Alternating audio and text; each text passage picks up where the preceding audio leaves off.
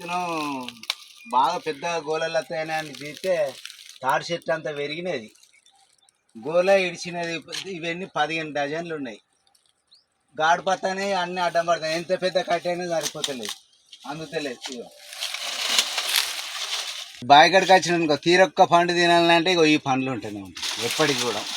చెట్ల మీద తిన్న పండు ఇక అతికే బాగా పెరిగి ఇగో అన్ని ఇక్కడికి ఒరిగినాయి.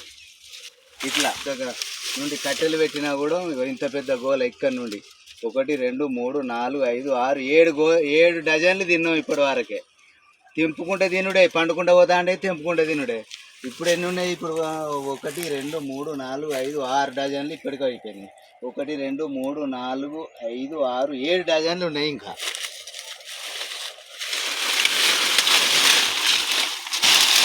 చెట్ల మీదనే పండుకున్నాడు. ఈ పంట అంటే మనం తెంపుకుంటా అంటాం.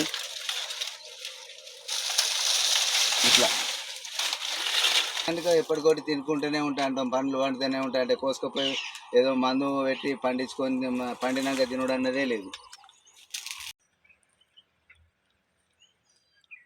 మునిగ చెట్టుకు కాయలకు ఇప్పుడు పడ్డాయి. ఇప్పుడు దీనికి ఇక్కడ నుంచి కాలువ లేక కుండీ లేక ఇట్లా చెట్లకు నీళ్లు తీసుకొచ్చి ఇట్లా చెట్ల మొదట పోసుకుంటా వీటిని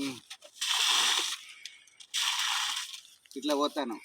ఈ కాయలు పండించడానికి మంచిగా కాలువ కుండీ లేకుంటున్నది అన్నట్టు. అందుకే మనం ఈ బకెట్తోటి నీళ్ళు ఇది ఎత్తుకొచ్చుకుంటా పోసుకుంటా ఇవి తిండికి మన ఇంటి మందం మంచిగా వండుతానే ఇంటి మందం పండించుకుంటా తినటివి.